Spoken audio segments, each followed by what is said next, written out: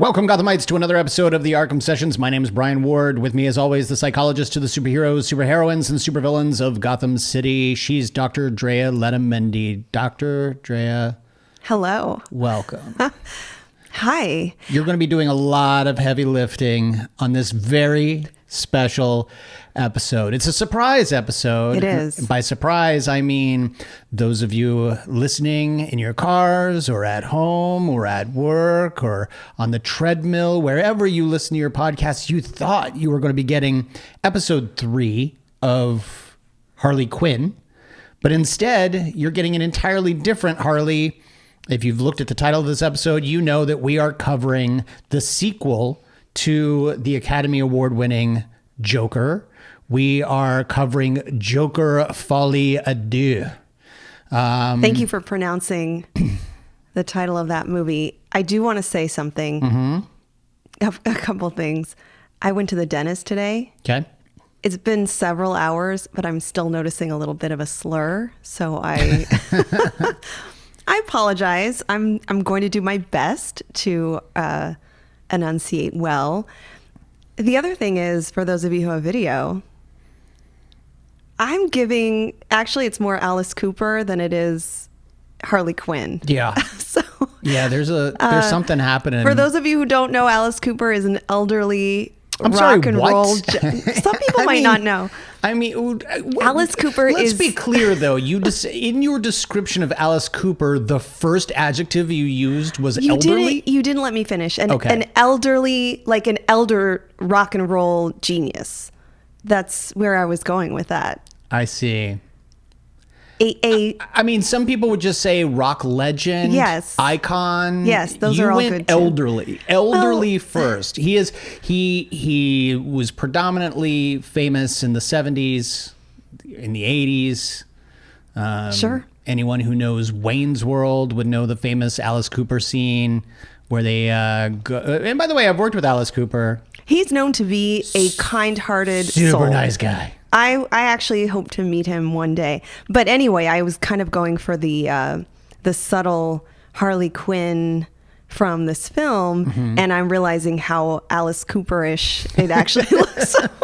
So yeah, I am a little terrified. No, it's all good. But and by the way, we should note that for this very special episode, we have decided to make this video live for all listeners, not just on Patreon, but this will be going up on YouTube as well, because we're covering something so timely, and because you look like an elderly rock icon. So we're going to jump right into our review of the Joker 2 movie. I just have a couple things to say. One is this will include spoilers. Lots of spoilers. That's what we do. We do it all the time, but for folks who are new to us, if you've not seen it and you're interested in seeing it before hearing our analysis of it, you should probably see the movie first. And that leads me to my second point, which is this film. This is more of a disclaimer if you are unsure whether you want to watch the film before listening to the show. This movie includes depictions of situations that are very, very violent. So mm-hmm. gun violence, intimate partner violence, mm-hmm. suicide. And yet not nearly as violent as the first movie. Perhaps. Surprisingly. Yeah, sure. Let me go on. Mass casualty events, mm-hmm. and police brutality. Mm-hmm. So while to the degree that it may not have shown as much violence as the first film, there's flashbacks to the first film that are quite disturbing and ghastly. Mm-hmm. And this film has what I would call, as someone sensitive to violence, like sudden acts of interpersonal violence that you maybe you're ready for, but like kind of it's unsettling, disturbing, and it moves between fantasy and reality mm-hmm. in a way that is psychologically unsettling, because you don't know what's real and what's not. And so anything goes kind of a situation. There's an uncertainty and a really unsettling unexpectedness around what takes place. Unless you're watching an IMAX, which we did, and you notice the aspect ratio change. Oh, there Most you of go. the fantasy sequences used up the entire IMAX format. Everything else grounded was sort of in a wider screen. I did not notice that. Yeah. That's what I know. I noticed. I noticed for, when things like aspect ratios it's change. cool. Like, I love that you noticed that, because I didn't. I was, as a psychologist, I was expecting actions and behaviors and looking at cues and antecedents for when those things would happen. So I did anticipate certain things, which we'll get into. Before we get into any spoiler material, in the broadest strokes possible, because you and I saw this last night, and afterward we did not discuss it. We specifically wanted to wait until this conversation. Yeah. You do not know what I thought of the movie. I do not know what you thought of the movie. Only that we both saw the same screening. In the broadest strokes possible, meaning do not get into detail. We'll get into that in a moment. Did you like the movie? Did you not like the movie? Or were you impartial, leaning neither way? And why? I liked the movie, but I did not think it was a great movie. Okay. I'm not sure that it's even a good movie. Okay. But I did like it because it gave me a lot to think about. And I will say, and we'll talk more about this maybe toward the end of the show, that it, I don't know who it's for. I don't know who this movie is for. Having said that, I enjoyed it as someone who likes forensic psychology. Right. I don't know that a lot of people want this level of story about this particular character. What was the other movie where you literally said and I feel like it was another DC movie or something. What was the other movie where you were just like, I don't know who this is for, but I love every second of it. And I cannot remember for the life of me what it was. But it was definitely something that we covered here. And you were just like, I don't know who this is for, but for people like me, I got so much out of it. Okay. So the last thing I'll say before I ask you is, I certainly can understand why a lot of people did not like this film. Yeah. And we'll get into some of that, but it doesn't feel good. It's not entertaining to the degree that it's a musical, and yet one of the more bleak musicals you would ever be able to imagine. And I think you have to sign up for that to enjoy it and to kind of experience it for in a way that's fulfilling to you. Did you like it? How would you rate this movie? It's funny, in thinking about it earlier today, as I was trying to decide what it is I really wanted to talk about, I think I talked myself into liking it more. Okay. That being said, I was so going in, I wanted to like it, but I was already nervous. Because I very much liked the first movie. I liked the first movie as a condemnation of society and how people with mental illness are mistreated. And yet when they announced the sequel, I knew that it would be hard to ride that same line. And once you introduce someone like Lady Gaga as Harley Quinn, once you announce that it's a jukebox musical, and I tend to shy away from movies like that anyway. Sure. I'm not a fan of jukebox musicals. And even musicals are hard for me.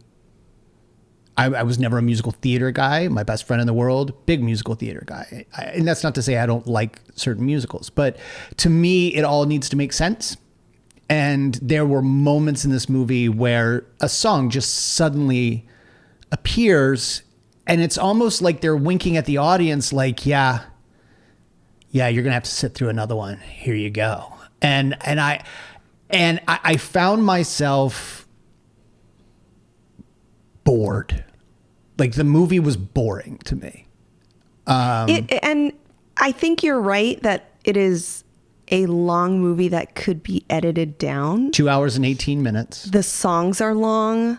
Some of the scenes kind of get drawn out. Yeah. It is ultimately... And by the way, those musical numbers aren't even, especially since a lot of them are taking place in sort of a fantasy environment, they're not even photographically all that interesting. Like they're not... Right. In some scenes, I don't know, this is getting kind of technical, but in some scenes...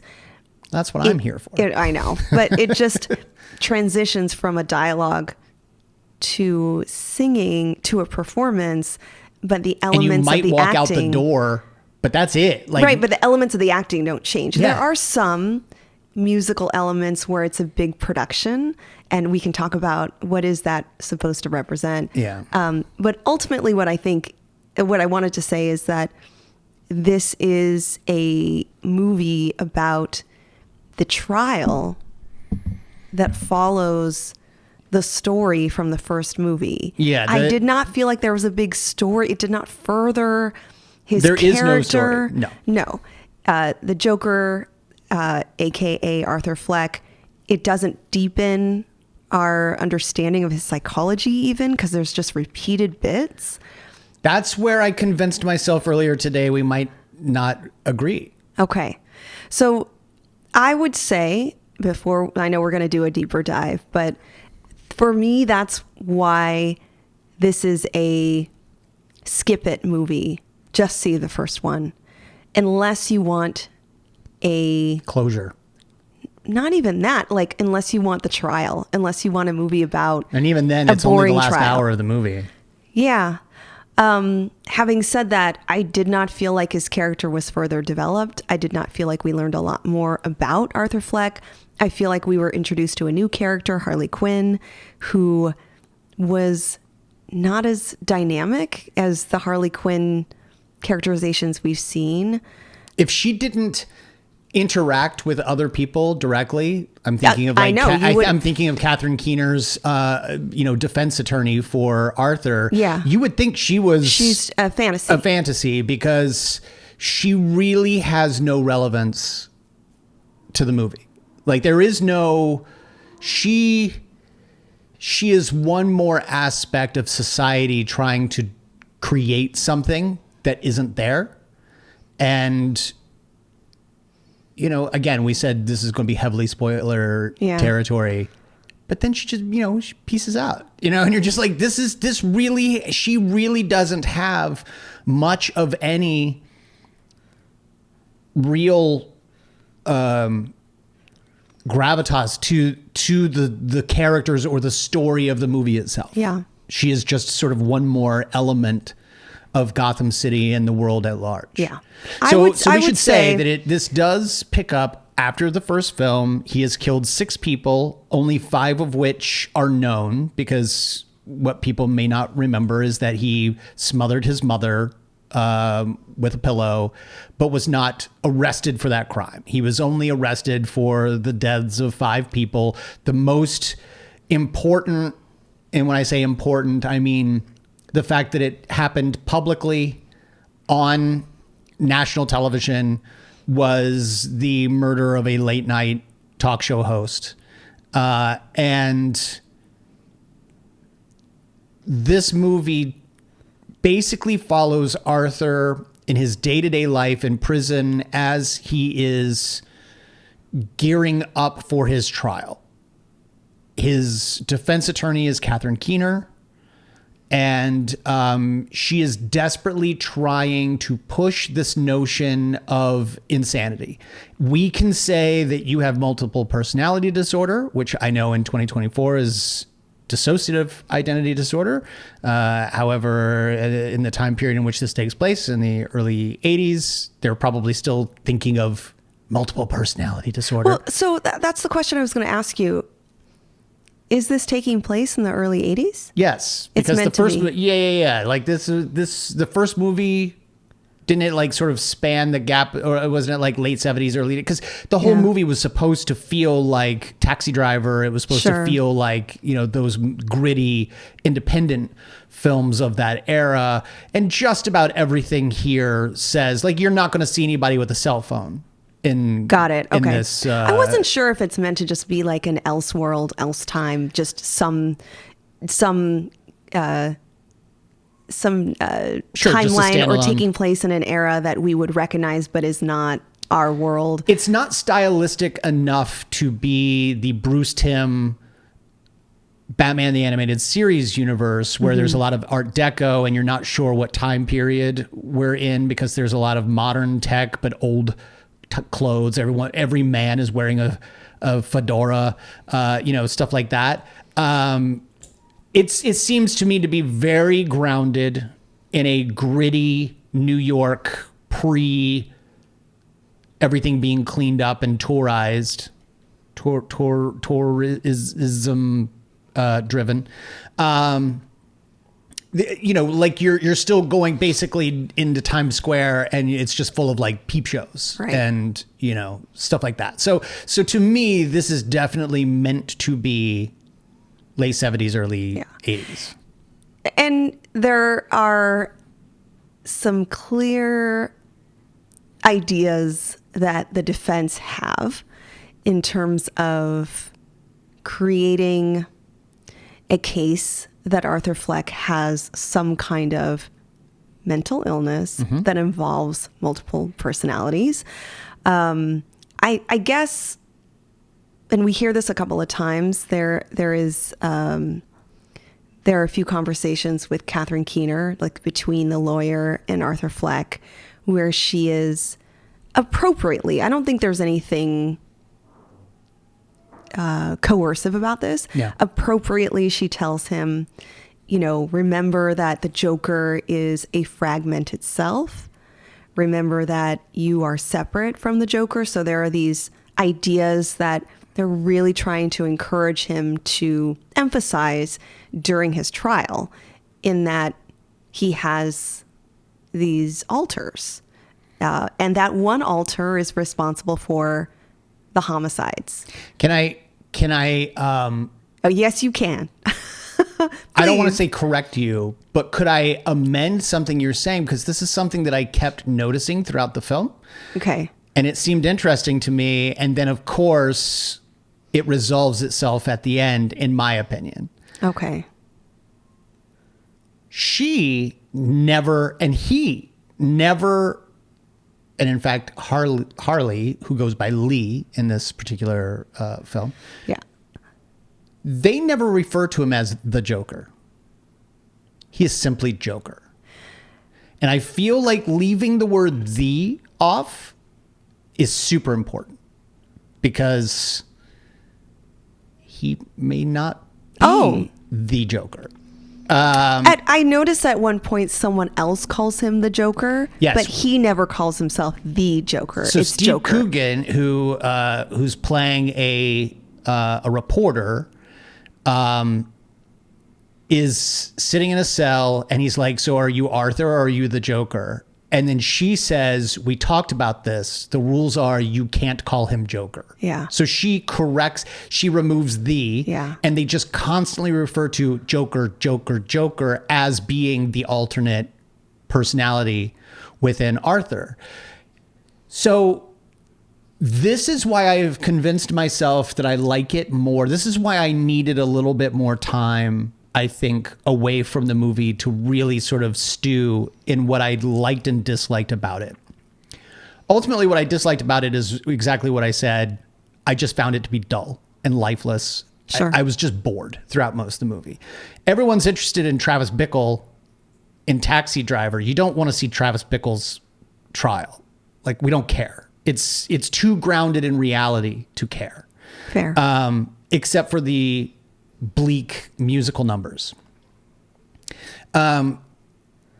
Here's what I did like about it, and I want to get your take on this. It's ultimately why we're here. If the first movie was a condemnation on society and how we mistreat people with mental illness, the second movie was almost a continuation of that, in that society desperately wanted him to be a monster. They desperately wanted him to be Joker. Society wanted him to be the John Wayne Gacy, the Ted Bundy. Like they needed to know that who they're talking to is the guy who killed 5 people. Yes. In their minds. The reporter wanted an exclusive, salacious, deep, horrific, unsettling interview with this killer. And that's how they're trying to portray Harley wanted the same thing. It's Yes. revealed that, and you know, we could go into this in greater detail, but it ultimately, her arc is that he meets her in a sort of choir class. She lies to him and says that she grew up in the same neighborhood he did, that she walked the same steps he danced down famously every day on her way to school or whatever. Her father was abusive and has died, or other way around. Her father has died. Her mother was abusive, similar to Arthur's, and her mother's the one who had her committed. It's later revealed all of that is a lie. She committed herself voluntarily. She was able to walk out whenever she wanted. Her parents were both alive. They lived in the Upper West Side, hoity-toity, rich neighborhood. Her father's a doctor. Harleen went to grad school for psychiatry, which you immediately turned to me and you're like, no, don't go to grad school. No, she didn't.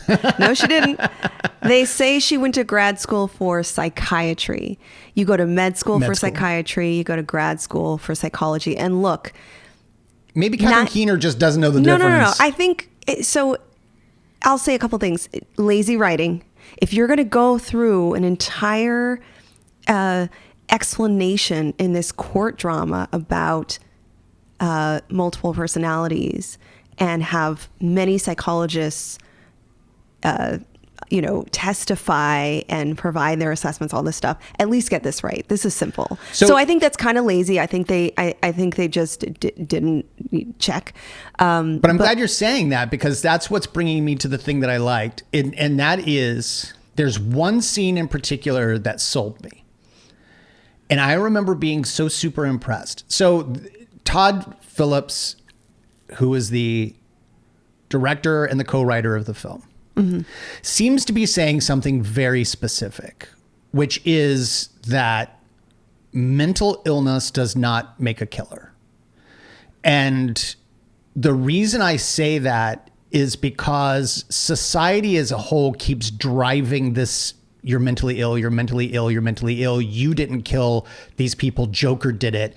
You didn't do this. The monster inside you did it, etc. Everybody wants that. They all want the guy in the red suit with the gold vest and the face paint.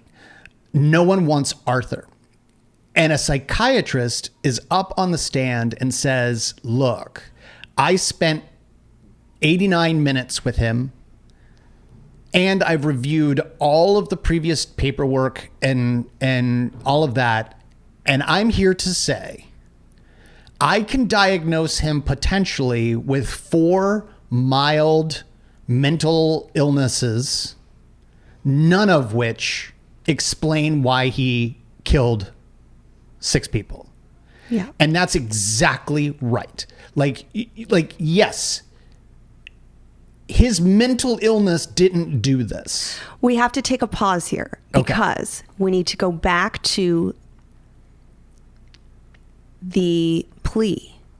So legally, is this lawyer saying that Arthur Fleck is pleading not guilty by reason of insanity. Right. So we have to kind of start there, and then I'll answer your question. And I feel like in the late 70s, early 80s, this must have been the golden era of defense attorneys wanting to use mental illness as the absolutely as the and we need to kind of like unpack that a little bit and define that better, because insanity is a legal term, not a clinical term, not a psychiatric term. Yes. So when we say not guilty by reason of insanity, it's NGRI. It's a phrase. That means that the person in question, the person in this case, Arthur Fleck, their attorney is saying at the time that the crime was committed, this person, because he has a mental illness, did not know right from wrong during the time of the crime. So that's one state of mind. They have to actually prove that. Now, back in the late 70s and 80s, it was actually the prosecution that needed to show evidence that this person is that the person who's on trial was sane. So in other words, the prosecution in the 70s and way before the 70s needed to demonstrate that the alleged murderer was sane at the time of the crime. They understood that while they were behaving in this way, acting out on these heinous things, that they understood the difference between right and wrong and did it anyway. Things changed in the early 80s, where it then, in the US at least, moved to the defense. The defense needs to demonstrate that at the time of the crime, their client was insane. So the onus is on them. And that's why it was important to figure out, like, wait, when is this taking place? Although if I remember correctly, I'm pretty sure I do here. She introduces the idea to the audience by saying, you're going to go visit this doctor who is already hypothesizing that you have another identity within you. So in other words, a very defense-friendly psychiatrist. That person then sort of tries to lead him down a path of, am I talking to the other person? Very much leading the witness in that path. And this is pre-trial. So this was a determination, is he sane enough to stand trial? So she couldn't necessarily plead not guilty by reason of insanity. She may have tried. That's what I didn't understand. But then they announced in the news, like they announced on the news that he was then determined sane enough to stand trial. No. So this is where you have two separate competency tests. The first competency test is the client competent to be on trial? Mm-hmm. So that means and you're right, they get these assessments. Yeah. There's mental health professionals and evaluators who determine that the client can be stable during the time of the trial. Yeah. That's one evaluation. And you're right, in the beginning of the film, they determined that Arthur Fleck was competent to stand trial. Got it, but that's different. That's different. So you're competent enough to stand trial, but you may have still been insane in the moment of the crime. You got it. You got it. The only thing that the defense has to do is prove that at the time of the murder, Arthur Fleck did not know right from wrong because of his mental illness. And did not know fantasy from reality. Could be that. That could be the reason. They're going with the multiple personalities, which we can get into. Historically, that has not been very successful in our courts, but it is considered a mental illness. Historically, schizophrenia is usually the most common mental illness that's used for the insanity defense.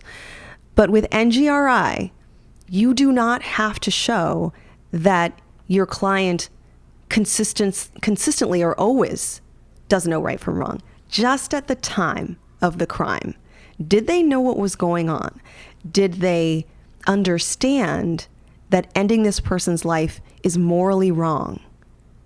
Or could they not make that judgment in the impulsivity, the passion, the which is delusion? Why they say if you planned anything, yes, then, exactly. Like if you've gone in with a plan, you knew in that moment that what you were doing was going to take the life of this person. You knew that it was right versus wrong, right or wrong. Like the difference, which is why they everyone constantly says like, oh, anyone who picks up a gun and kills a bunch of people must be crazy, and you're like, we got to be really careful with this because. An interest in violence and behaving in violent ways, homicidal and violent behavior in and of itself, that doesn't mean you have a mental illness. Right. Having said that, sociopathy, which in our clinical world is antisocial personality disorder, disregarding the rules, lack of care and compassion and empathy for other people's feelings, sometimes acting in ways that are that violate the law. Those could be considered a part of a mental illness.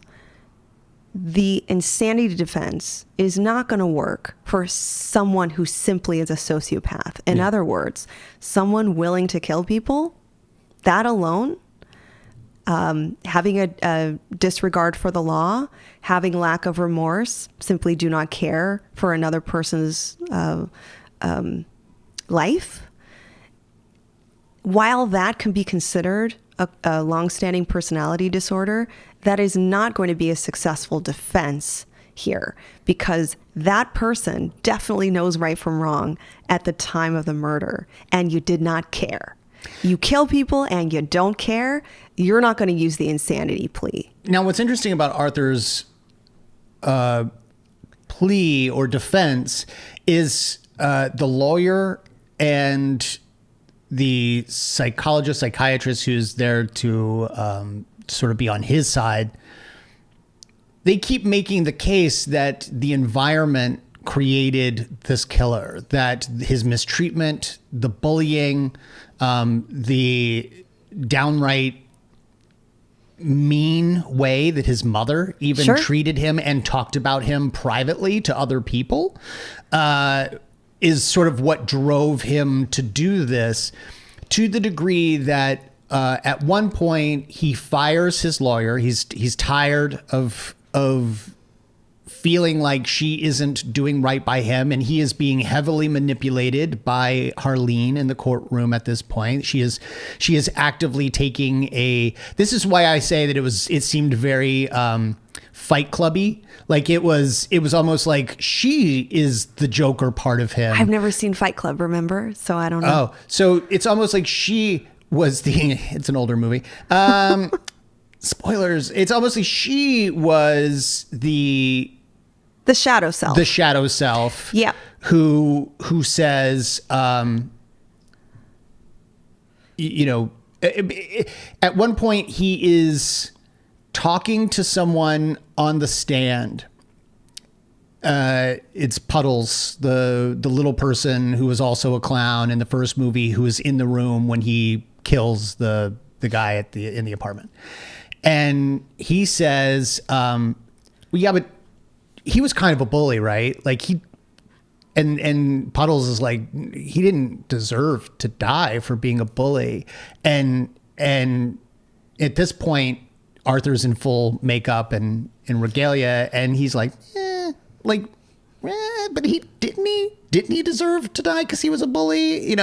So he is even bought in to his own defense at that point, that the world made him who he was, and that he was only killing if you are a bad person, you deserve to die.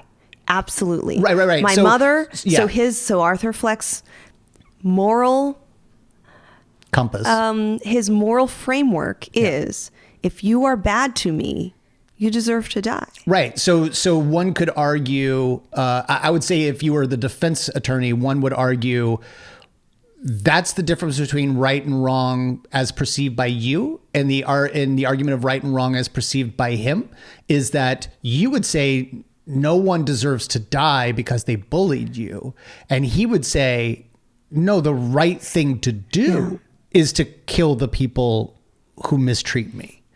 And so you could argue Well, he didn't know the difference between right and wrong, because for him, the perception of what is right and what is wrong and what is justice and injustice is entirely askew from everyone else. That's his version of justice. So let's complicate this a little further, because I think a lawyer could say what you're saying, right?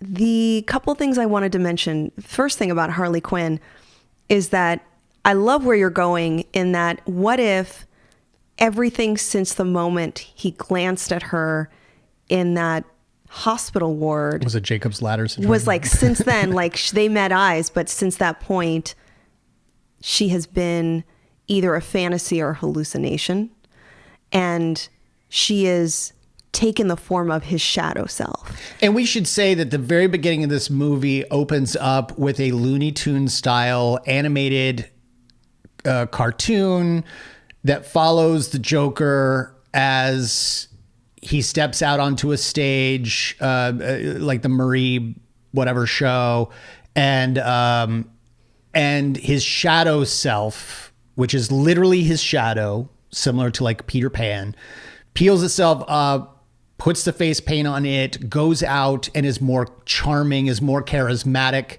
than he is, leaves him naked. He comes out and is embarrassed. The shadow self continues to sing a song, hands him the microphone as three cops, Keystone Cop-ish type characters, hoof their way into the studio. And that's when the shadow self abandons him, becomes his shadow, dresses him up in the clothes, and allows him to take the major beating from the three cops. So they're setting up from the beginning that there is a shadow self. And I don't know that people know that that's what that could have been interpreted as, Arthur Fleck has this impulsive self or this alter who's like a little bit more misbehaved. But even in that cartoon, Arthur is the victim. Exactly. In this version, the shadow self is depicted as being independent from Arthur, and not only is driving the behavior, but in analytical psychology, the shadow self is the suppressed and sometimes like hidden unconscious impulses and desires and qualities that are a part of us but don't necessarily drive all of our behavior. We have different moral and ego level mechanisms that kind of keep that balanced and at bay. These are socially unacceptable and sometimes negative behaviors that maybe all of us have a little tendency to think about or may have intrusive thoughts about, but no, it's not a socially appropriate thing to do.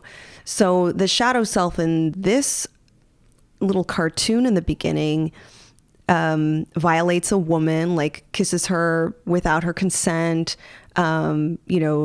undresses Arthur, like does all these like in some ways silly and in some ways, really offensive things. And then you're right, leaves Arthur to deal with the consequences. And I don't know. I think that for me means that we're going to see a struggle between a part of Arthur that is inherently interested in misbehavior and violence and violating people, and then a part of Arthur who is submissive and sad and helpless and who doesn't want to be that person. Now that would be evidence for this DID defense. But that's who we're introduced to in the beginning is the sad one who they say for weeks hasn't delivered a joke. It's very clear that when he first got there, every day he greeted them with a different bad joke, and they celebrated him for that. Whether it was bullying or not, he somehow got preferential treatment because they constantly make fun of him by being like, "Oh, no joke today," or you don't have a joke. And then when he asks for a cigarette in the yard, they say, "You don't get one unless you give us a joke." Like they've turned this into a game, and it has created an uncomfortable friendship between him and the guards to some degree. Like there is a, like they don't really come down hard on him until he turns on them. Whereas they remain mean and brutish to the other members of the guards, community. The guards are in of themselves another representation of the potential for good-natured, good social behavior, and their shadow selves who come through toward the end of the movie. And that's the most brutal we've seen them, is when they've been actually just kind of verbally insulted by somebody. Yeah, just on TV. And so it then turns them against him and they brutally assault him. It's implied that there may have even been an assault of a sexual nature in the bathroom. I thought so too. But it's not explicitly, like they sort of strip him of his clothes and knock him down to the ground, and they just sort of hover over him, and then we fade away as they're then dragging him back to his cell, but it's not explicitly said. And by the way, this is one of those things that I disliked about the movie, and it very well may have been part of Todd Phillips' whole strategy was, yes, we're going to keep introducing characters and we're going to keep bringing up plot points that are never then addressed again. During that scene where they throw him into his cell, or in the aftermath of that scene when they throw him into sort of a solitary confinement, one of the young boys who's sort of idolized him from the beginning begins speaking up for him. Brendan Gleeson's character, Jackie Sullivan, I believe was his name, he pulls the kid out, and we hear through the door that Jackie strangles the kid to death, like just holds him. And in fact, you start to hear the other cops being like, hey, he can't breathe. He can't breathe. And then you hear them thud, and you hear one of the other cops say he's gone. So we knew instantly the moment we even met that kid, oh, he ain't making it to the end of this movie. But that is never again addressed. Like it, and it's so, to me, what do you mean it's not again addressed? We never go back. Like the cops, there are never repercussions for the cops. No one addresses the fact that the kid died. We don't know what happened to him. Like the news doesn't cover it the way that it would today. There's no one brings up the assault in the shower. No one brings up any of this. And one might say, well, Todd Phillips has created a bunch of loose threads that these things happen, and then we never touch on them again. But I think part of his point is that no one is ever going to talk about this again. There you go. Yeah. And that's how I understood it, is that the acts of brutality, including the assault on Arthur Fleck, that he didn't deserve. You know, it's interesting because of all the people we're supposed to follow and relate to, you know, the protagonist is Arthur Fleck, and he's admitted to murdering a bunch of people, and we saw it in the first movie. Like that's our protagonist. We still understand that he doesn't deserve to be treated like, like an object this way, to be assaulted and beat and violated this way. And I agree with you that there are instances that for me at least didn't feel like loose threads. They felt like exposing something really unsettling, and with society, you just know it's there. Yeah. So it's in the room with you, and it doesn't get fixed. There's no social justice for that. It just, or criminal justice for that, rather. It just hangs there. Yeah. The one thing that I truly enjoyed, and I'm not going to say enjoyed. The one thing I appreciated is that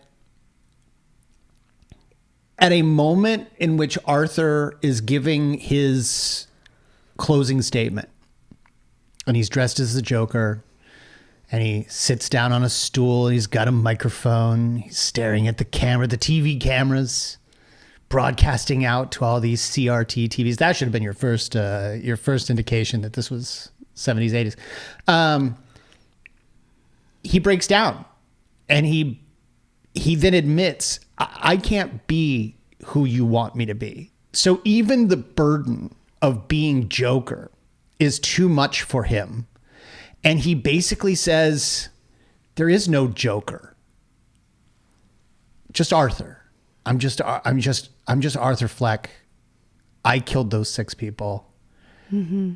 I did this. You know, he is to the camera, both for the audience in Gotham City and for the audience in the theaters, telling us there's no such thing as DID, at least in my case. I did this.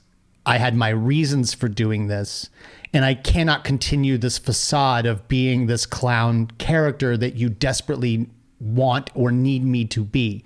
It is too stressful to be this character. And he and in that moment, his shadow self, Harleen, stands up and leaves. She abandons him. And so does a number of other supporters in the courtroom. Mm-hmm. And then in the moment that I think might be one of the ones that you're alluding to from earlier, that's when a car bomb goes off outside and blows the courtroom up, and he is freed from the courtroom temporarily. But to me, that moment was the most important moment in the movie, the moment that Arthur reflected and admitted that Arthur Fleck did this, not Joker.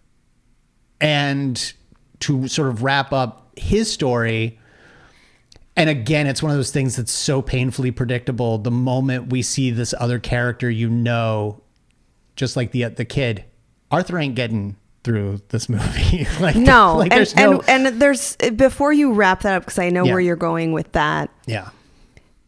I think you're right. I think that moment that Arthur looks straight into the camera, because prior to that, his antics in the courtroom have been very laughable. Like actually, like if you were in the courtroom, you'd just be like, he's doing an Andy Griffith sort of Perry Mason. He was doing like a southern accent. He was doing a, there was one point, very serious, like interrogation style. By the way, persona. That scene, and again, it's the scene with Puddles, right? Like, that scene is one of the most horrific in the first movie, is seeing, I appreciate that actor's performance so much, because in that first movie, when he kills the boss or whatever in his apartment, and he does it in front of Puddles, and I think it's like John Puddles or something.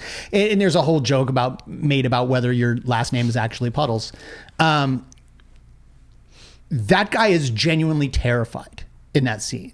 I mean, you would think that Joaquin Phoenix did something to him in between takes to make him actually fear Joaquin Phoenix. Sure. As opposed to Joker.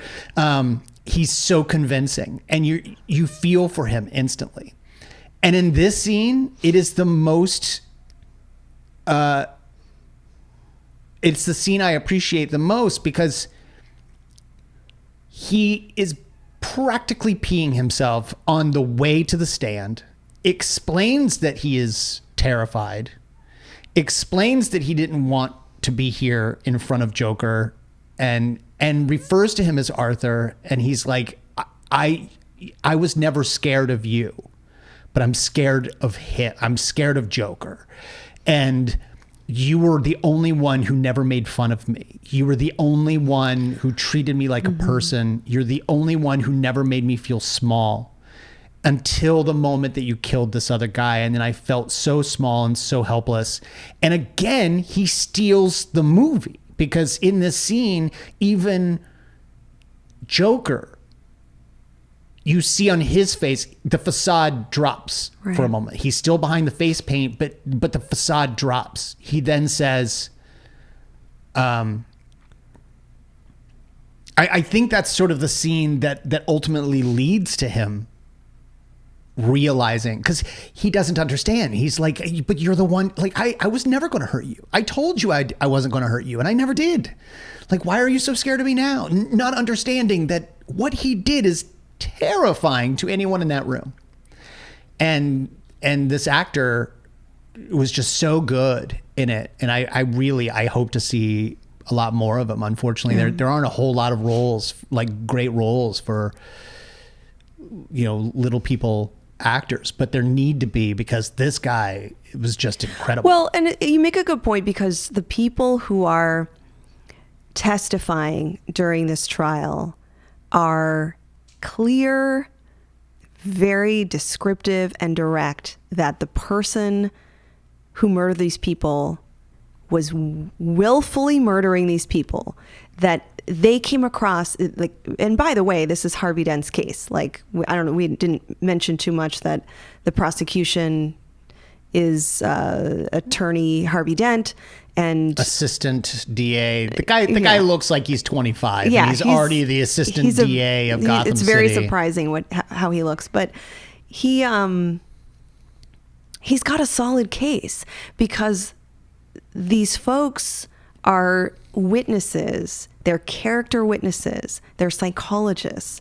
They are people that knew Arthur Fleck and saw the destructive and antisocial and violent behavior and cannot attest that that was a different person. Yeah. Like, no one had any convincing story that there was a switch to a different persona or alter, and that's Joker. I would argue that Puddles is the closest thing, because Puddles did say, "This isn't you, Art." Like he never refers to him as Joker. He continually refers to him as Arthur and says, "I don't understand.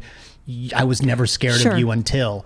So I would say that his was the most realistic example of someone who may have said, you were someone and then you were not that person again. To answer your question about the childhood abuse, isolation, adverse events that Arthur experienced, and how those experiences led to his violent behavior, what I would argue is that it doesn't excuse, obviously it doesn't excuse someone from, being guilty of murder, but you're onto something there, because while Arthur, again, we don't know what his plea was, but while it's really difficult for his lawyer to demonstrate enough evidence, to give enough evidence that he did not know right from wrong, that he was insane at the time of the crime taking place, what we all can agree on is that this is a disturbed individual. And I like that you mentioned what Dr. Victor Liu said, the psychologist who had assessed him, and said, look, he does have mental disorders that we need to acknowledge. He has chronic sadness. He's depressed. He has narcissism, so they noted that he seems to misunderstand other people's needs and put his before them. He mentioned friendlessness, which, I think attends to our understanding that Arthur cannot make social and interpersonal connections and is chronically lonely. And then Dr. Liu says, but look, there's no psychiatric defense here, which is to your point, right? Yeah. And I like that. It's complicated, but it means he may have all of these different mental disorders and deficits. And I would actually add some psychotic disorder, because I believe some of these fantasies are at the level of hallucination or delusion, that sometimes it's unclear to me whether he's really seeing these things. It's unclear to me whether he actually believes, he inflates. I never got that sense. Because every time they would go into like a musical number that was in his mind, when they came back, he never was shocked that it wasn't there. No, there was never a I'm still here. Like, there was never a belief that he was there. Right. He would just he would just seek solace in his own imagination. I'm leaning more, and I thought about this in the very first movie when he was fantasizing about having a romantic partner with the neighbor. Yeah. That we learned later, because in the movie we thought that was real, and we learned later that was imagined. I did initially feel as though most of his a lot of his hyperphantasia, I thought, was mostly an imagination, a fantasy, a comfort in, but what would it look like if I were loved? What would it look like if I was adored? What would it look like if people saw this talent that is within me? Yeah. Those are fantasies, yes. When does it turn into, for me, the reason I said there could be some psychoticism here is that I'm not sure how much he believes that those fantasies are real. Like in the moment of the fantasy, how indulgent and how real does it feel to him? Moreover, let's put hallucinations aside. Let's rule that out. Moreover, the delusions are potentially more compelling to me. That does he have these long-standing beliefs in bizarre ideas and stories that are not grounded in reality? I think so. I think sometimes he gets so lost in his fantasy that he might start to believe those ideas and carry them with him. One could argue, and I noticed this in the framing, and I think it's sort of what we were talking about earlier when it comes to Harley, is that it's shot in such a way where you find yourself as the viewer going, I don't believe this. Like, I don't think it's true. Like, oh, a guard let me in. Oh, for and sure. we had sex in solitary confinement. Yeah, describe that. Well, not describe that, but describe that scene, because I was scratching my head too. So there was a scene where they are watching a movie, and it's a musical with Fred Astaire, and she decides she wants to leave and go outside, and he says, I can't. And she then sets the place on fire so that everybody goes outside. And admittedly, they weren't trying to escape. At no point in time did they make a run for it. They simply wanted to be together outside. And it's seen as an escape attempt, and he is thrown into solitary confinement. And she suddenly shows up and is like, oh, there's my boy. And he's like, oh, how did you get in here? And she's like, somebody let me in. And then they end up having sex. Later, she says that she's pregnant. But at no point in time is this shot in a way that feels real. It feels like a fantasy. So many of these moments with her feel like a fantasy.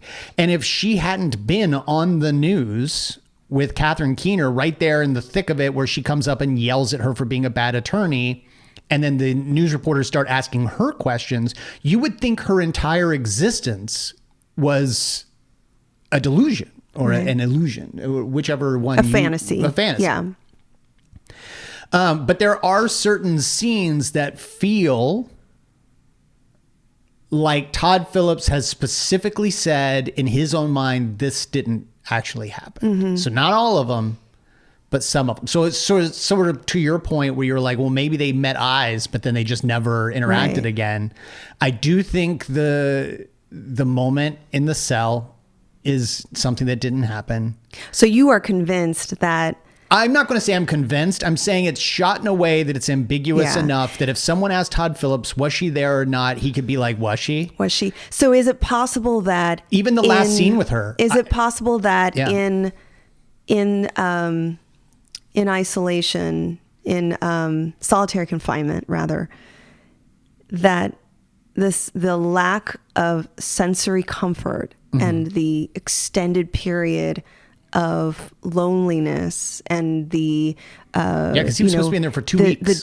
The nutritional deprivation, all of these different psychological, neurobiological, and physical deficits, that alone could lead to a hallucination. I would actually argue in the way that manifested, to me, that felt like a self-soothing fantasy that he came up with to feel better about what was going on for him. Except you could then say on the flip side, there's an important piece of information that comes out in that scene that otherwise wouldn't have, which is that he couldn't. They are letting her go. Oh, I was going to say something else. No, she says they're sending me home. And he's like, why? And she said, well, because they're trying to separate us. You're a bad influence on me, right. Et cetera.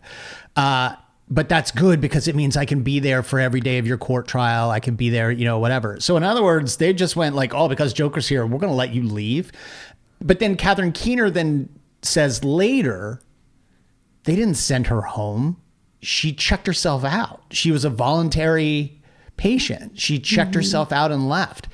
And so without that moment in solitary confinement, he wouldn't have known she was leaving. And so that piece of information is revealed in that scene. And her telling him when she visits him in prison that she's pregnant. Now, I actually do not believe her. I absolutely do not, because we've already established her as a liar. Yeah, I don't believe her. But why would she say that had they not had that moment together while he was in solitary confinement? So there's some pieces here that feel absolutely not grounded in reality, but then we get evidence in the script why that actually could have happened, very likely that happened. Exactly. And then there's those moments, by the way, the best line in that particular scene where she visits him and they're talking between, there's the plexiglass between them. And she's like, did you know that I moved into your old apartment building just so that we could build a home together when you're out? And he's like, you did? I don't want to live there. Like, it's like, this great little, this great little genuine moment of, I don't want to live there. That was so cool.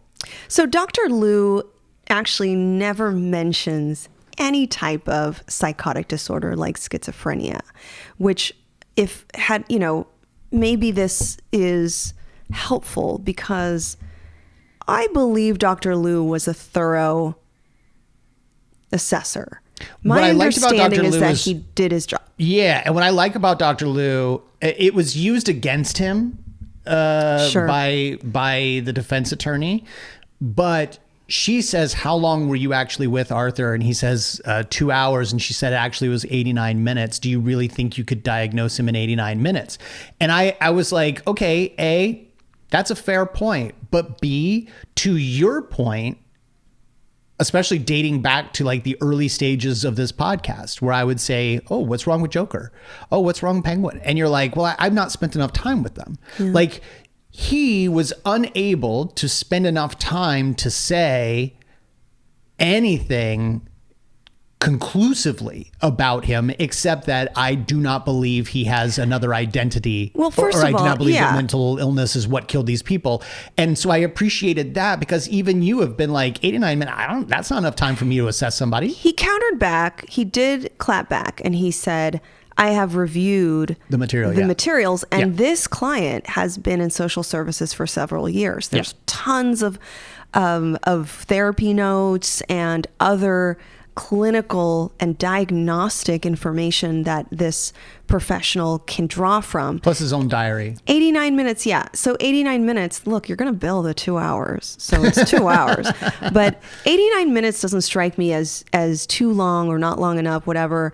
I think what matters is that when we see Arthur in clinical interviews or in any type of interview, he may not be forthcoming. He may not be a reliable reporter of his own history. Yeah. While we know that he's had a troubled past, we don't know how much of that is real and how much of that is imagined or fabricated intentionally. So I believe that amount of time sounds to me like it is sufficient for him to come up with this diagnostic profile. The other thing, but he's also not trying to diagnose him so much as he is saying he's ruling out some things. He's ruling out some things. And in particular, Dr. Liu did not find evidence for what we now know is DID, but what that defense lawyer is claiming is multiple personality disorder, that there's some kind of what they call on the movie split personality.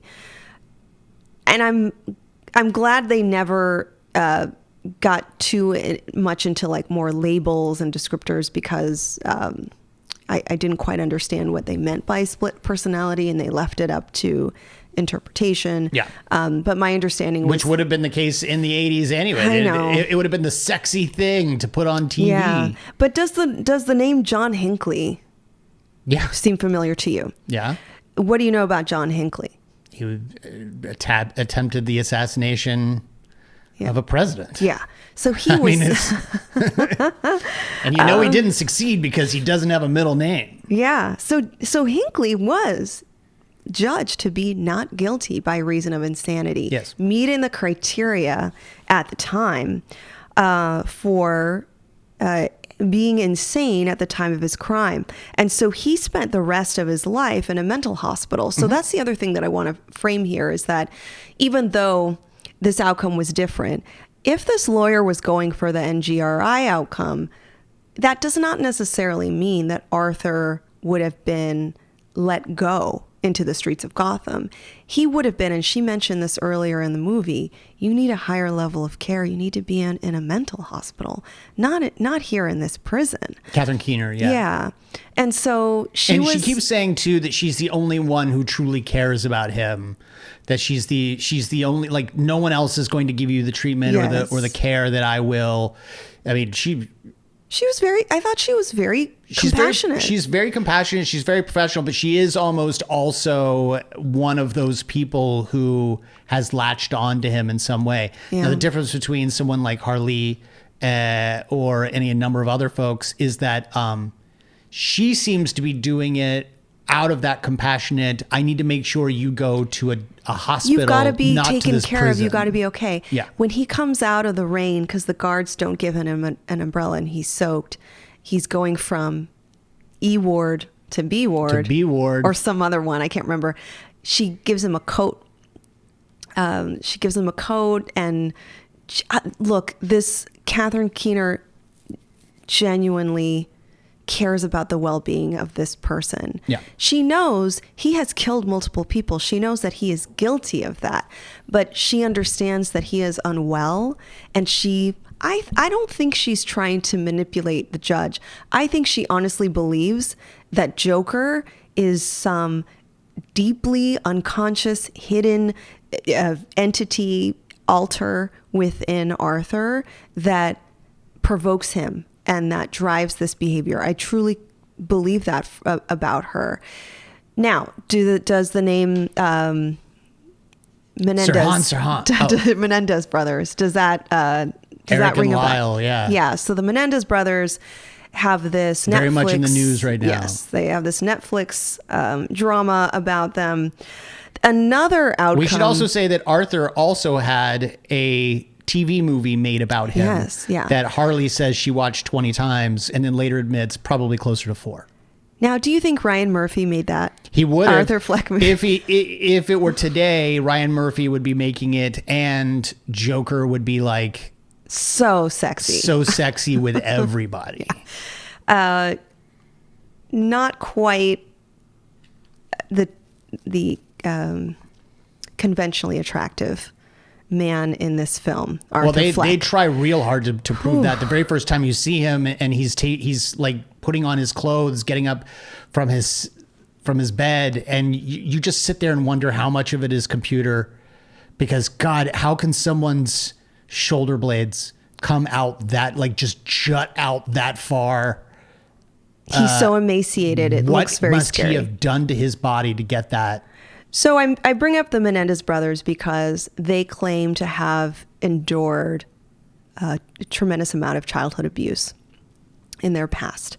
And what didn't happen during their trial was a lesser sentencing because of the idea, not that they were insane during the murder of their parents, which they admit to, but that the long-standing history of abuse influenced their sense of safety, and their only recourse was to murder their parents. Yeah. That didn't work in their initial trial, and now there's, I guess, new evidence emerging that someone else has come forward about potential abuse by their late father. So there's another outcome that could have been helpful for Arthur, and that would have been the guilty but mentally ill plea, or the guilty but mentally ill status, which is a verdict saying that, yes, he did these things and he's guilty, but he is mentally ill and he should be placed in a state hospital with more care, ongoing close treatment, interventions that are going to help him to get better and be less interested in antisocial behavior and violence. His aggression, his anger, his helplessness, all these feelings would be mitigated by this treatment. And I think that could have been a likely outcome for Arthur. But I also don't understand, if we look back to the beginning of this film, how they set up Arkham is that this isn't Arkham Asylum, this is Arkham State Hospital. Or did you understand that one wing was Arkham Prison and the other wing was Arkham State Hospital? That was the part that confused me. So it's all sort of prison-ish in that when we go to B ward where she is, it says minimum security. Why is she in? If she voluntarily admits to. And we don't even know if what she said she did was true. Got it. Okay. She said she tried to, that she lit her mom's building on fire, but that's also during the same time that she was lying about the fact that her father was dead. Meanwhile, her parents both live in a house in the Upper West Side. Sure. So she clearly she may be genuinely, a pyromaniac to some degree, because she certainly did try to burn down the entire ward, but my understanding is that she probably never actually tried to burn down her mother's building, because her mother didn't actually live there. They lived in a house or some nice, brownstone somewhere or something. But she admits that she checked herself in specifically to meet Arthur. Like she was a groupie. Yeah. And but you can't check yourself into a prison. That's what I'm saying, is I don't even necessarily. Also, I'm not sure this was Arkham. Was this actually? The sign said, I was looking for it. So a couple things. His shirt said Arkham. And you're right. I was like, I want that shirt. Yeah, I remember seeing that and shirt. the guards had towels that said Arkham. And then out on the very front. So the way this is, it's almost like I don't know how to call it when it's like an island, but not big enough. There's a word for that. I'll think of it later. This was an island. It was similar to Alcatraz. It's an island, but it's just the building. It's just the facility that's on this island. Yeah, it's modeled off of Alcatraz. The only way in or out is a single road going to the island. Isthmus. Yeah. Anyway, I understood it to be a lockdown facility where one wing you have a prison. But the further you go down the letters, so he's an E ward. Yeah. He is now, from B to E, that much more security, that much more. Got it. Even that doesn't make sense per se, because Brendan Gleeson's character, was it Jackie Sullivan, gets him permission to go to B ward to be a part of this choir group, and part of it seems to be self-serving because Jackie fancies himself as a bit of a crooner, and so he's like, well, if you get to go to this singing thing, that I can go and I can perform too.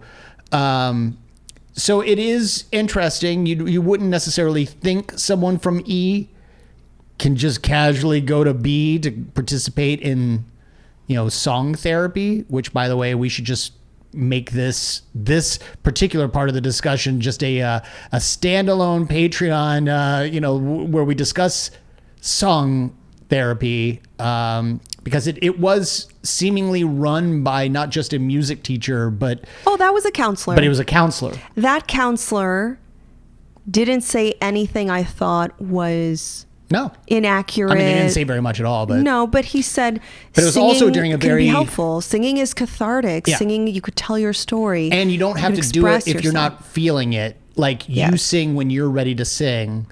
And notice we never saw Arthur sing in class. The first time we see Arthur sing is when the two of them are sitting at the windows together, and she begins to sing sort of to him, and he responds in song.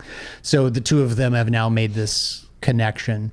But I also think that during this time period, it would have been the heyday of people trying to do a lot more of that new age, or,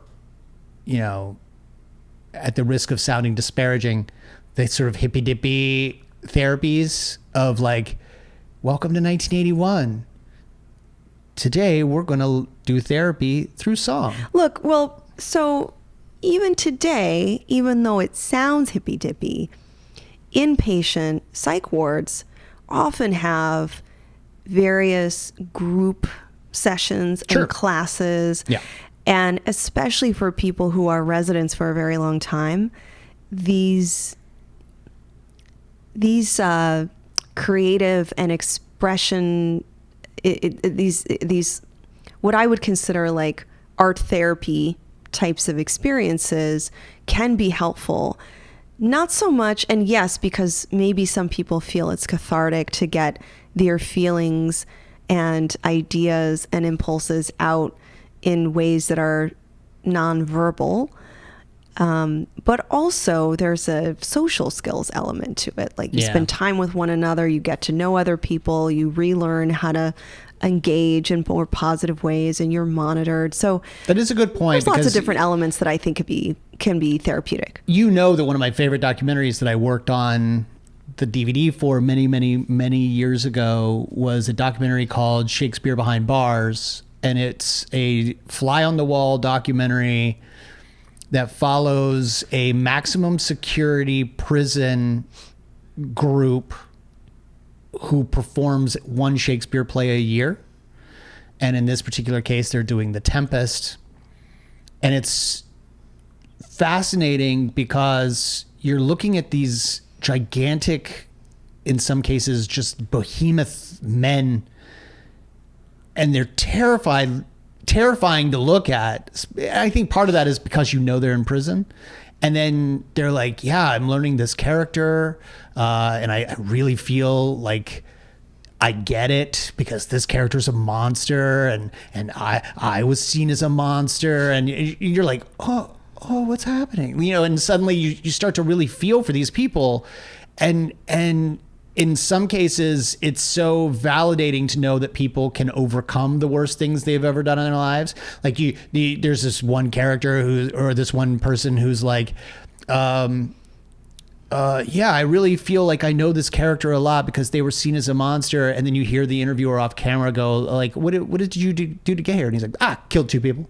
And you're just like, wait, what? And he's like, walked in, found my lady with another guy, strangled her, killed him, strangled her to death. And he's like, but this character, I can really feel. And you're like, oh, I'm now like, you see the dichotomy there. And these plays are genuinely helping this person understand right and wrong, like what, all this stuff.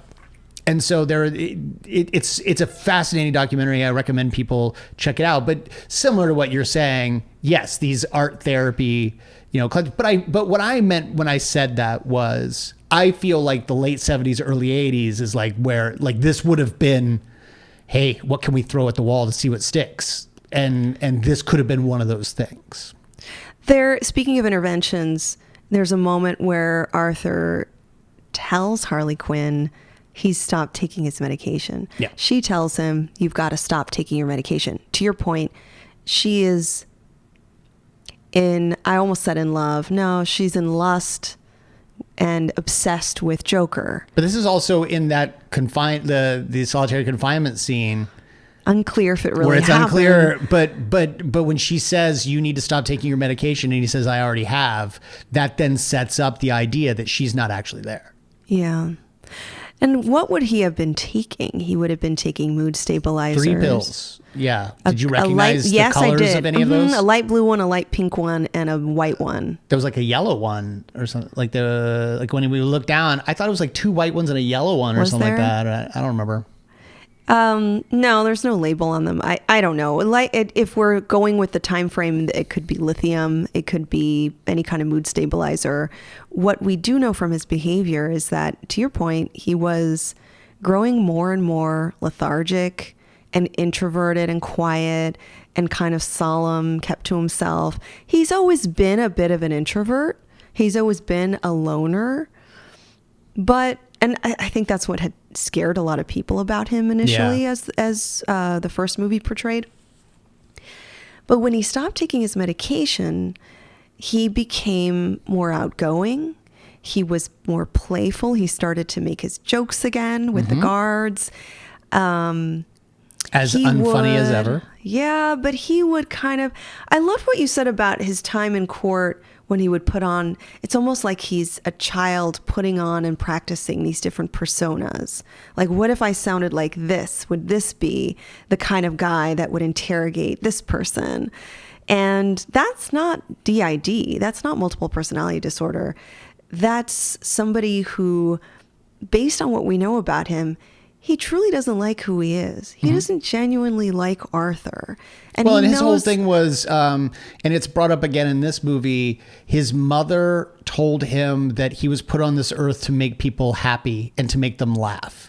And he bought into that so hard that even though nothing he says is funny, he's so desperately trying to be funny, to be entertaining. And that is what he's doing in that courtroom where he's suddenly trying to be Matlock, an Andy Griffith character. He's not entertaining in the way he wants to be entertaining. Right. But he thinks he is. Right. So it's these, again, I'd say immature fantasies and ideas that he comes up with, that he's playing around with. This is somebody who's, this Joker is very different than all the other Jokers we've talked about. But what's consistent is that just like all the other Jokers, there's a boredom. There's a boredom with things as they are. He's understimulated. So there's a moment in the prison where like a stereotypical lunchroom fight breaks out. Yeah. And it's all chaotic and people are physically rushing each other and throwing punches. And he's fine. He's just kind of in his element. And there's a sense that he's even enjoying it. So again, it's this experience of stress, experience of adrenaline as something that feels good, as something that is actually stimulating and something recognizable. When it's not like that, there's no chaos, there's no violence, it's boring. Yeah. So he needs to do something in his life to amp up the adrenaline, amp up the feelings that make him feel alive. The other piece about this, and this is ultimately how I feel about Arthur Fleck, is that he's ultimately wanting to matter. So whether it's figuring out that he could be Joker in the courtroom or having this woman be interested in him and having this future with him, or even a lawyer showing genuine interest in him, he wants to be special. He wants to matter. He wants to have a purpose. And he's latching onto these things. Notice he kisses the lawyer like twice. It very inappropriately. Like she says something to him that's kind of nice before they go to trial, and he plants this quick kiss on her on the lips. It's kind of, it's not good. It does not feel good to watch that because she does not want it. And then it happens too right before the Coogan interview, like they're in the control room, whatever. And it doesn't he do it when he fires her? Like he does, no, or he hugs her or something. No, because he yells at her when he fires her. He says, "I can't take it anymore." Like he stands up in the courtroom and says, "I can't take it anymore. You're fired." And then she's like, "What are you doing?" Whatever. And that's when all chaos, breaks out. Yeah. So he doesn't. I guess the point that I'm making is that his reading of cues interpersonally is a huge deficit of his. He doesn't quite know how to relate to others and connect to others in ways that are reciprocal, in ways that, make sense to us. And ultimately, he seems to be where these psychologists are correct is that, yes, he's fragmented. He's got parts of himself that aren't integrated. He has a tremendous amount of chaos and chasms within him. And you're right. It's not until the trial where he looks at the camera and realizes, I'm too tired to do all this anymore. You see that integration of like real emotions come through. And by the way, in that moment or just after that moment, in less than an hour, the jury has already come back with a verdict. And not surprisingly, midway through them reading, so far he's guilty of everything. That's when the bomb goes off and he escapes. He escapes into the car of some Joker fanatics, one of them dressed exactly like him. Almost like The Shadow to some degree, where you've got Arthur looking at someone who looks just like him, and yet he seems almost confused or scared of that character. And he's literally being pulled around by this guy. Yeah, like here, get in the car. We're gonna drive you around. We're gonna get you out of here. And when the car comes to a stop, Arthur gets out, and we literally see, because, as if the symbolism wasn't enough, we literally see him running away from the Joker. We see that he is Arthur, and that even this persona is chasing him and is a burden for him. Yeah. And he's scared of it, and he's trying to get away from it. With the violence and chaos and destruction all around him, he's just looking for safety and comfort and escape. And he runs into Lee.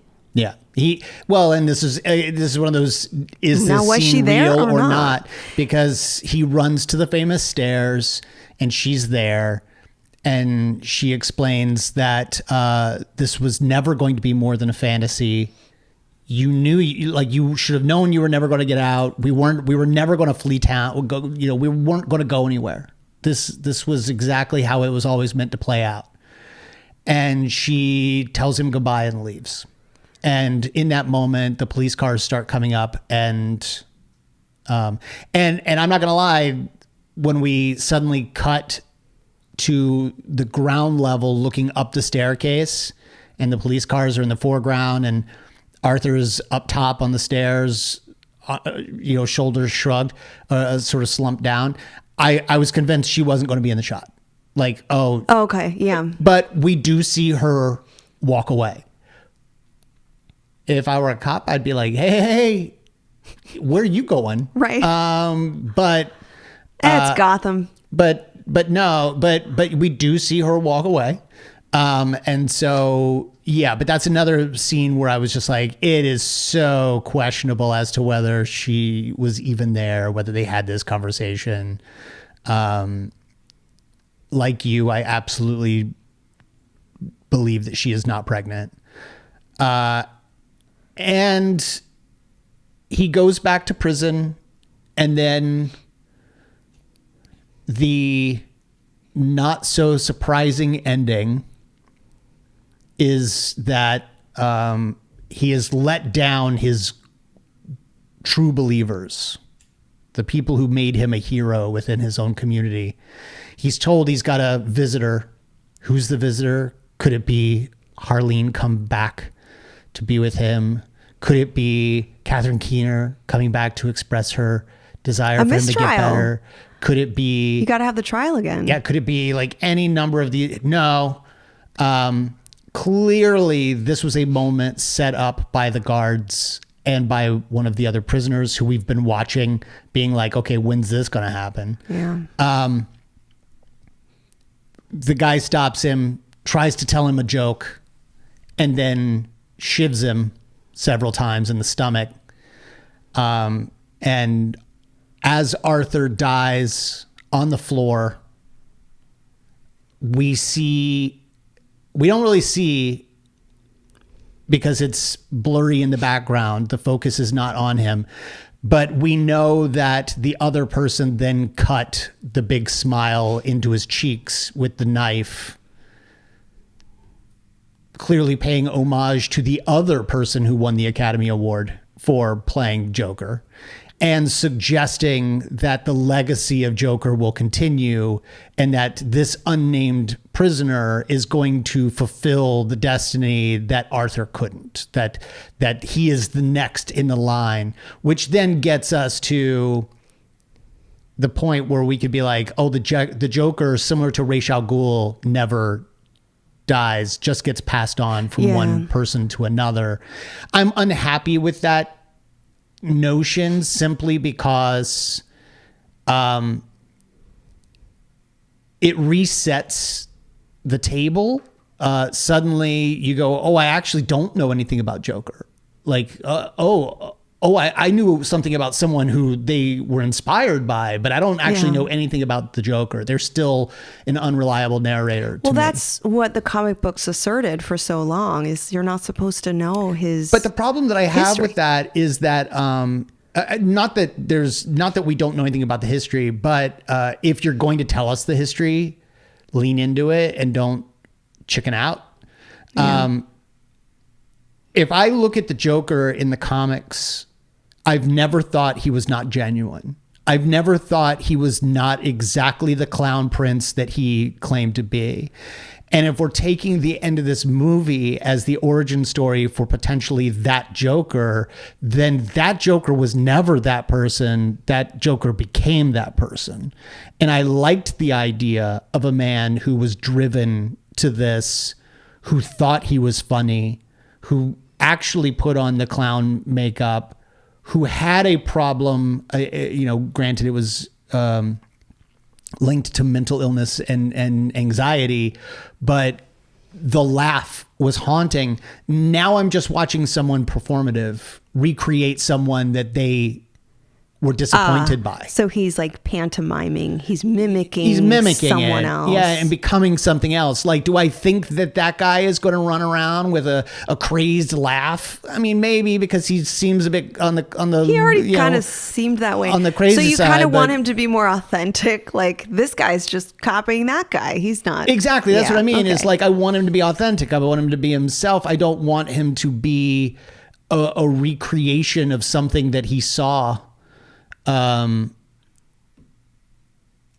cells over. But yeah, so basically the hope and dream of a third movie, which I don't think was ever going to happen, because this movie is just so bleak, and so, for as much as we've talked about it, you don't necessarily feel it while you're sitting there watching it. Like, I had to talk myself into what I liked about it earlier today.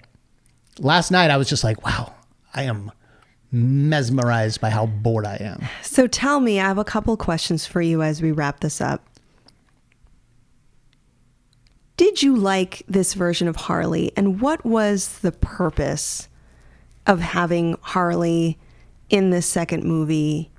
And the second part of that, which is related to, I think in a lot of ways, Lady Gaga playing Harley, is help me understand the mechanism of music in this film. Cannot do that.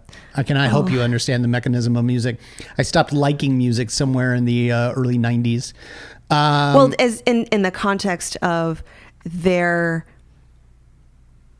these performances. Like, I understand. Look, I get it that when Joker and Harley have these fantasies together, these duets, in some scenes they're actually singing to each other. I believe that they are actually singing in the scene, in the actual, like, it's grounded in reality. Mm-hmm. And then there are elements that are more like hyper fantasies where I think they're just, well, now they're on a variety show stage. Yeah, they're in a joint fantasy. Yeah. And so what is that for them? Is that the expression of their love, only then to realize that wasn't real anyway, that both of them had this very superficial relationship to one another. They didn't know one another at all. Similar to all musicals, the music that they're singing is always subtext, right? Okay. So, and this is why I didn't necessarily like it in here, is because it was a little too on the nose, which jukebox musicals have a tendency to be. A little too on the nose, and a little too much text in your subtext, like if you're sitting down and you're watching a musical and suddenly someone says goodbye to someone and they're really happy and they look up at the window and they see the light turn on, the person who just left them has gotten to their apartment, and they put their hands in their pockets and they just start singing, and they're clearly not singing this out to the world. No one is yelling down at them, "Hey, shut up." It's a literal scene from My Fair Lady. It is. They are singing. Thank you for picking that up. They are singing their feelings, their emotions, right? You're understanding their subtext in this way, but when you're watching,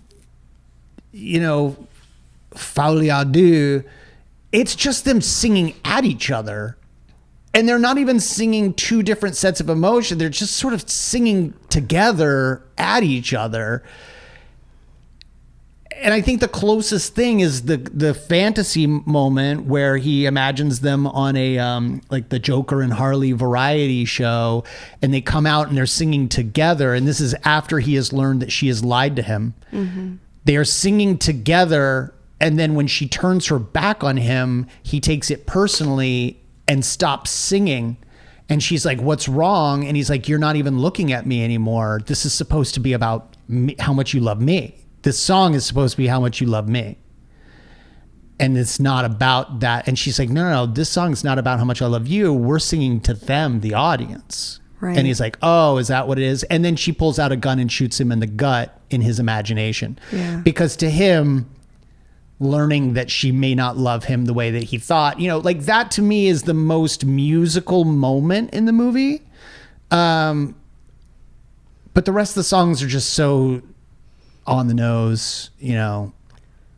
Zack Snyder could have decided what music was going to go into these individual scenes where you're just like, really? Hallelujah. This is what we're going to play. Like that, like it's that sort of like, can we be a little more subtle? I liked it. You might. I mean, no, the Snyder thing you just mentioned. Oh, the Snyder thing? Well, he's used that song like 3 times. Yeah, so just that in song. What movie? But yeah, I don't really know how to answer your question in that regard.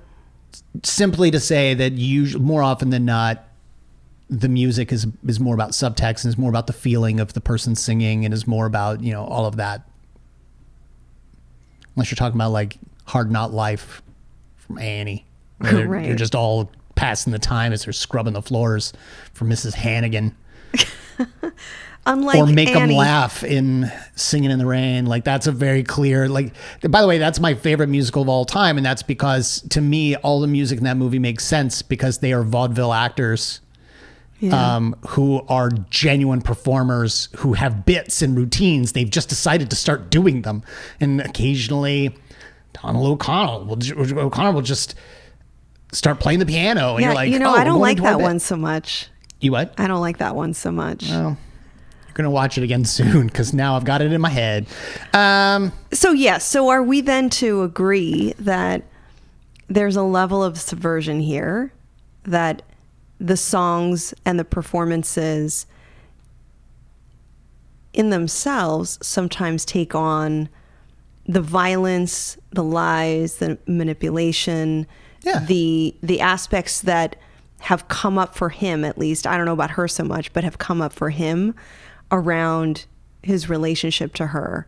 Like, isn't this about us? And she's like, no, this is about us performing for other people. For each other and for others. Yeah, like the whole point of this is a show. Down to the final scene where she starts singing and he keeps begging her to stop singing. Like, can't we just talk for a second? I actually liked that. Sure. But I thought that was a way, I also thought that was subversive, not too deep, but in a way to say, like, we've been doing the singing, and that has been the romantic way in which we've expressed our shared love, and how no one understands us. And remember back with the Harley Quinn show when I said, when people are in abusive relationships and they say no one understands us, that's kind of a red flag. That he at one point wants to stop that and genuinely connect to her, and she doesn't want that. That's not what this was about for her. No, that's probably too that feels unsafe to her. But She I also needs feel all of this like vaudeville stuff to fog around her so that she's not genuinely caring for somebody. And you brought up, like, your first question was about her. Yes. And I think that that's really where we're landing, is that I never, if you just want to treat her as the shadow side, fine. But notice how we've not spoken about her much at all throughout this podcast, because she doesn't give us anything. Like, everything that we know about her is a lie. We don't really know what's going on outside of the scenes we see her in. And she abandons us the way that she abandons Arthur. So there's nothing to say about her except that she may not even be there. We don't know. We have no idea. Yeah. And so she doesn't feel like a full person. She just feels like parts.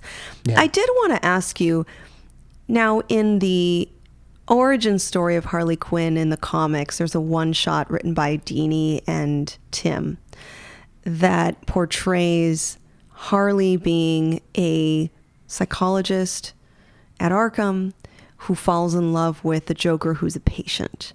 And where, in my interpretation of that story, it's the Joker who's manipulative and shows certain sides of himself for her to kind of fall in love with him. That's what I was going to say about her. So you think it's a role reversal? Yes. Is what my question was. She this is feels the abuser. like the opposite. She is the abuser in this relationship. Got it. Okay. I felt the same way. And I didn't know how to feel about that, if I can be honest. Okay. And it's sort of why I haven't brought it up. She is absolutely the manipulator. She is absolutely the abuser.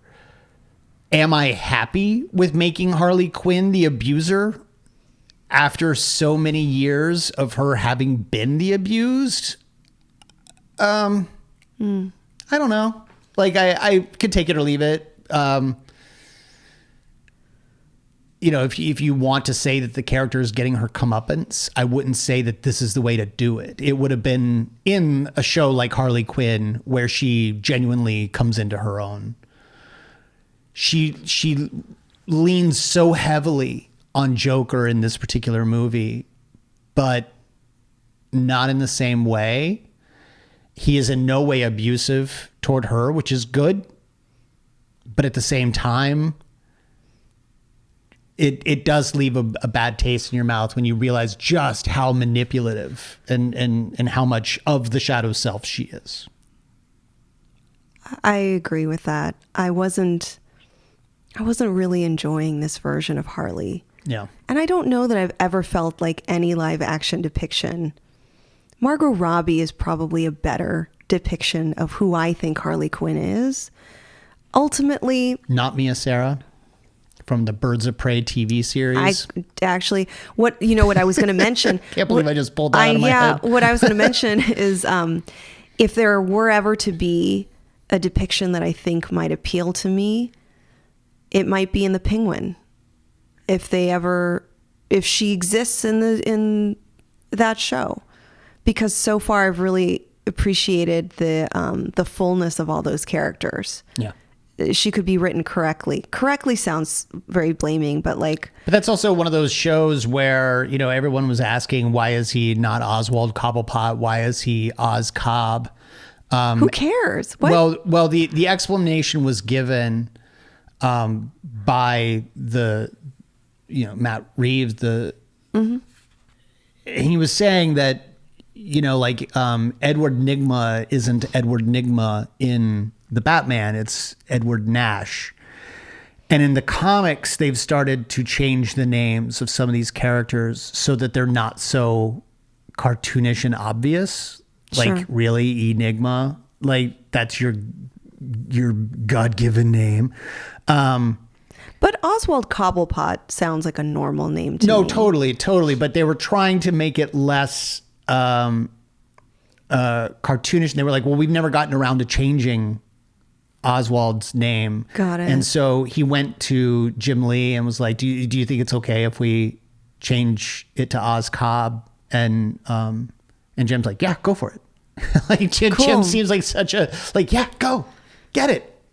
Do it. Do what you need. Just do it. Make this your world. And I appreciate that. I appreciate that about Jim and DC is like, they're not so married to tradition that you have to be Oswald Cobblepot. You have to be Edward Nygma.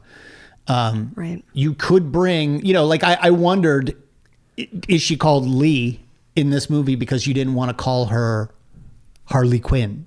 But then they come right out and said, "Oh, her name is Harleen Quinzel." And, no, they say her name is Harley Quinn. No. And is when it Quinzel? When they're showing up, when they're showing the newspaper of her, they say Harleen Quinzel.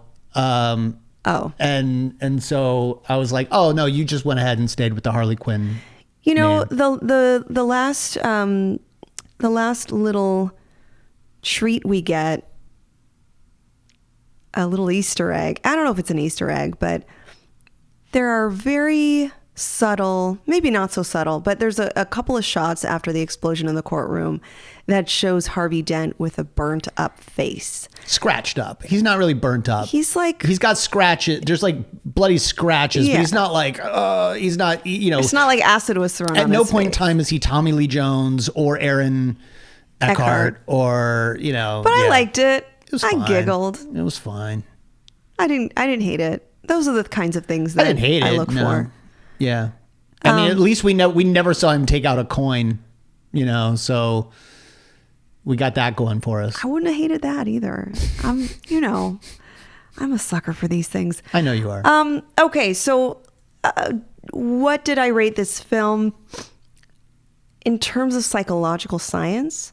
I gave it a 7 out of 10, actually, because again, smart. When we think about science and media, for science consultants, we don't say it necessarily has to be accurate. It has to be believable. And I thought they did a great job with that, right? So 7 out of 10. As a movie, like in general, as an entertaining movie, 5 out of 10. I don't have an interest in seeing this again because as you mentioned, it's just so bleak. Yeah. And it's not as if the musical numbers are so catchy. I want to buy the soundtrack and hear them again. Yeah. No. Like we saw the first one in theaters twice. I cannot imagine going back to see this one again. And I don't even know that I would necessarily own it or even turn it on when it hits max. Like, do I need to watch this movie again? I wouldn't find myself. Not really. No. As a DC movie, 6 out of 10. If we're using a different scale for DC what's the scale for that? Just like living in the DC universe. What's the 1 on a DC movie and what's a 10 on the DC movie? Like what are examples? Yeah, like if you were saying it's a different scale because it's of the DC movies, it's a 6 out of 10. What falls at the very bottom of that scale and what falls at the very top of the scale?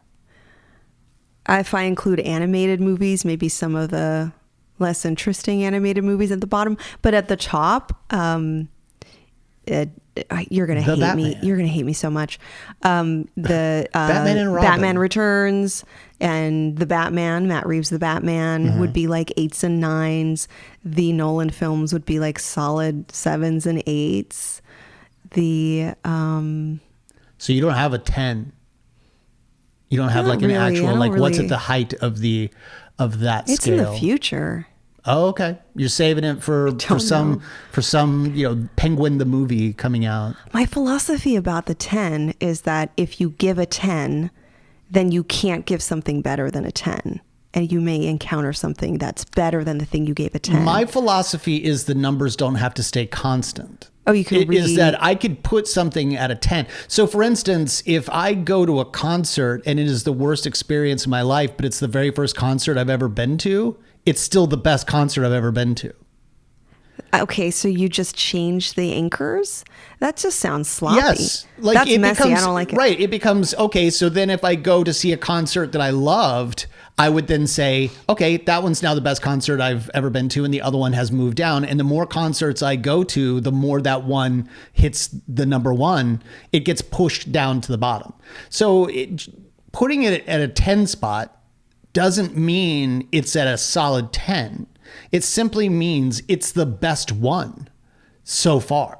And it can move down and up based on what comes out later. So what would you rate this movie in the movie universe, like of all movies. Of all movies? Yeah. Just on an emotional hedge, I would say like 6. Maybe. Oh, okay. Like that's not too different than my 5. Well, no, only because I'm fairly neutral to this movie. While I was sitting there, I was like, there are things I like about it. There are things I don't like. I wouldn't say that there's anything I hated about it. I just didn't care about it. So if I would say like, emotionally, if I'm at a number 5, it's because I really didn't feel one way or another about it. Can I just say the acting performances, the folks in this movie are great. Great. Clearly, Joaquin Phoenix embodies Arthur Fleck. Great. He's mesmerizing. He's sympathetic. He's interesting.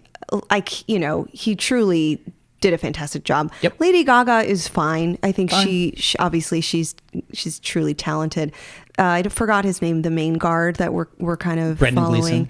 Gleeson, the father of your beloved. How can I forget him? He's really great. Like this is not a terrible movie. No, the performances are fantastic. I would even say the script is good. Yeah. I just think the pacing, it feels slow. And again, this is probably Todd Phillips being like, yeah, but I want it to feel like it's a movie from the late 70s, early 80s. Like I want it to have that pacing. But I don't need Dog Day Afternoon to take place in a courtroom. Like the Joker is not interesting to me if he is confined to a single location. Like it's just not. It's not interesting. Yeah. And I think I said this about the first movie. Ultimately, you feel very confined with him. This is a movie that puts you super up close in proximity, in intimacy with Joker. Yes. And it is uncomfortable and it makes you feel weird and you're not sure, do I feel bad for him? Do I feel sorry for him? Do I like him? Do I hate him? I think it does. And I think it's meant to give you that job.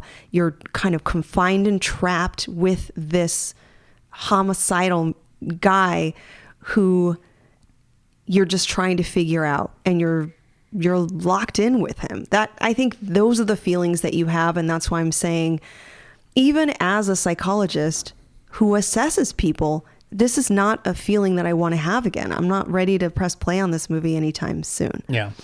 By the way, the neurological disorder that Arthur has, that spontaneous laughing that he can't seem to control, is known as pseudobulbar affect. And it's when somebody has inappropriate emotional expressions, sometimes crying, sometimes laughing. The umbrella, like laughing at a funeral. Yeah. The umbrella disorder is involuntary emotional expression disorder. Sometimes it's called pathological laughing. And we see in instances where he's really amped up emotionally and the only thing he can do is laugh. So that's a miswiring. There's also scenes where he forces his laughter. Yes.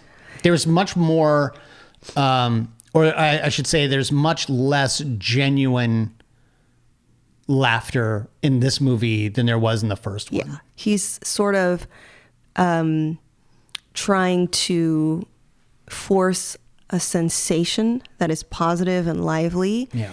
And that's really hard to watch. But that also happens with people as well. It can be a side effect of medication where you can't feel the kinds of things that you used to feel intensely. And so you try to force it. Or like when you go to the emulate dentist and suddenly you can't feel the things that you used to feel. Can I just say, quite we've been intensely. talking so long that the anesthetic numbing has worn off. Has worn off. So do you want to start again? Yeah, let's go ahead. Let's go ahead and have this conversation again. Drea, why don't you tell the good folks where they can find you online? I want to tell the good folks that I have to make a correction from our previous episode. All right.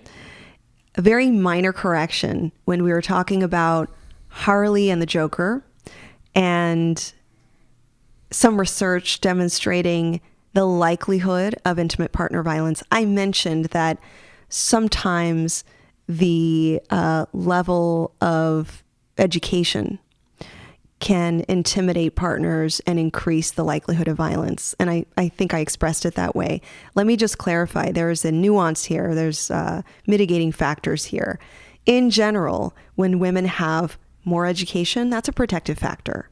So it doesn't mean that the more education you have, the more likely it is you'll encounter intimate partner violence. I did not want to, say, I didn't want to misinterpret or Sure. Describe that wrong. Yeah.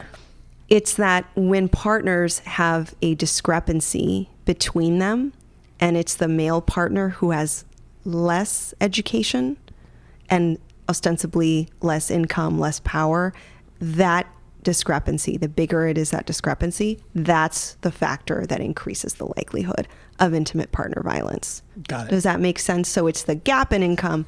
It's not the idea. It's not the concept. It's not the single factor of the female partner making more money and having more education. Thanks for letting me have a chance to set the record straight. Set that straight. With that, you can find me, if you're still listening, you can find me online, drdreapsychology.com. You can find my article on the Joker from the 2019 film. It describes all of these different mental illnesses and deficits and characterizations, which you might be interested in. My Instagram is Dr. Drea Psychology, and our voicemail is on drdreapsychology.com if you want to leave us a voice note. Excellent. You can find me online. I am on Instagram at B_Ward028. You can find us both on Instagram at the Arkham Sessions. Email us at arkhamsessions@gmail.com. Find us on Facebook. Follow us on Threads, all the places. You can also follow our good friends over at Fanbase Press. Congratulations to them. They just had a Kickstarter that just funded, and they will be doing hardcover copies of their book Ripple Effects. They will also donate, I believe it was 20 copies to local schools and libraries as well. They reached that funding level of their goal. So congratulations to all involved in that. Fantastic work. Go follow them at Fanbase Press, or go to fanbasepress.com to check out their other comic books, their news, their podcasts. They're good people. We highly recommend them. And there are other people I highly recommend, and those are the folks who have joined Patreon and have join the $5 tier or higher, so that they can be called out in shows just like this one.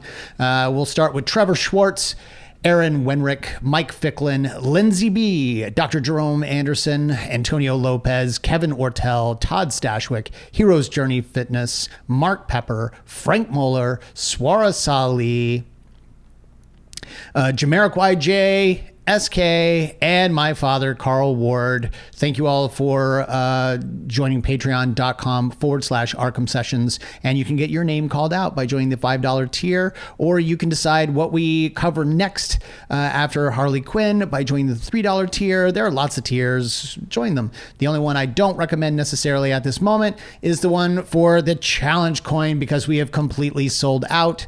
And we're working on maybe trying to decide if there's one coming up in the future. If you got ideas, let us know. Until next time, I am Brian Ward. I'm Dr. Drea Letamendi. And together we are the Arkham Sessions.